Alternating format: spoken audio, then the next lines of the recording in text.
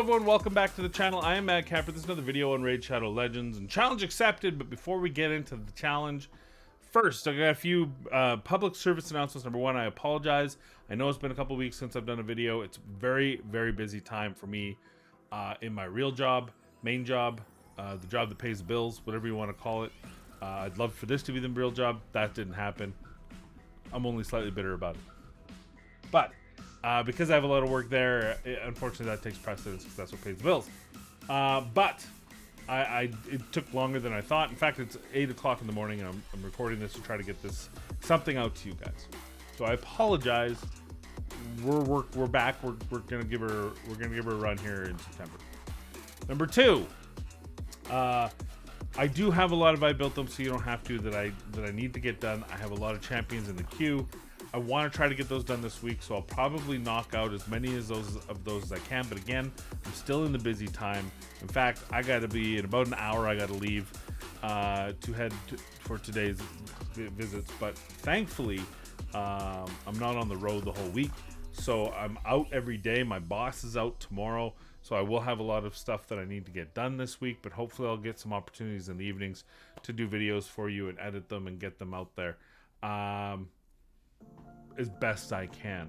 Number three, in order to bribe your love, I'm giving away 540 gems and 1 ancient shard to 5 lucky winners. Details on how to win that after we get through the challenge, to at least try to get you to watch this 10-minute video on Raid Shadow Legends. So let's get this going. I don't know if the music's too loud. It feels like it is, but hopefully my voice is carrying on beyond it. So what's the challenge for this week? Well, let's take a look into the clan quest, into the lead. There it is. Clear the Fire Knight's castle with all champions from the High Elves faction 10 times, stage 20 plus. You can see I've done 3. I have lost once, and I do know the fail condition on it, which is all good. So let's get into the Fire Knight and let's talk about the team that I am using and then run at. I went to stage 25 because why not? This is a free-to-play team. You're free to play it if you have spent a lot of money and you have these sort of champions built. So that's free to play. 2 Lysanders, a Royal Huntsman, a Royal Guard, and an Ethos against the stage 25. It is a fortuitous affinity for me, so that's a good piece, and that's probably the only reason why I can succeed at this. But let's go through the run, then we'll go through the champions and how they're built. There is a fail condition, and it's around Royal Guard. Royal Guard does have to land his decreased speed on the boss. That's the biggest difference. So I didn't do a whole lot of team setup in this. All I did was try to ensure that Royal Guard uses A3 on the shield the first time, because it's a 4-hitter, which is really a big deal trying to get that shield down. And then I made sure that the 2 Lysanders used their A1 on the shield first, so that they potentially didn't waste their good buffs or their good turn meter control on the shield itself. I think one still does, but there's nothing you can do. I can't tell it to use the A1 twice. And other than that, it's oh, and I think with Royal Huntsman, I told him to use his A1 first. He does not have a multi-hitter. I went for the extra damage. That's why I went with Royal Huntsman. Tyrell, probably, he does have a multi-hitter and he does have turn meter control. He might actually be a better option for this.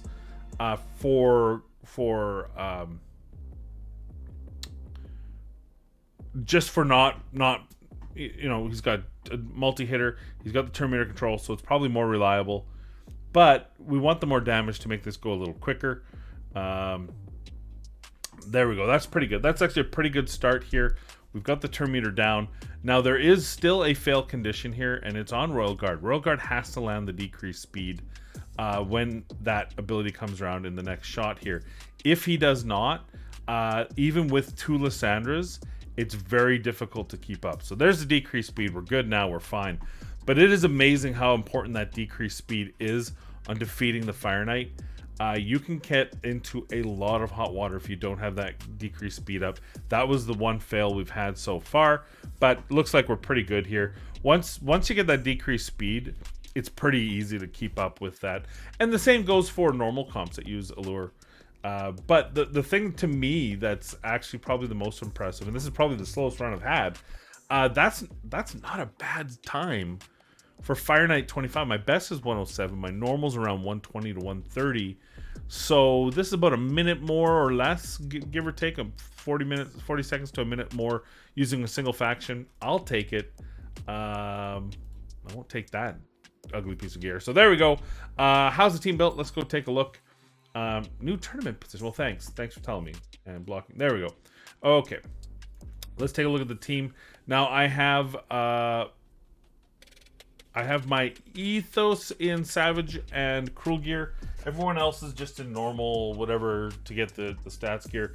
But Lyssandra's looking 336 speed on the first Lysandra, 280 on the second Lysandra. Both with good accuracy in the 300s. Obviously, I use them for other things, including Fae. And then, oh yeah, then if you look here, I don't do any changes except for here.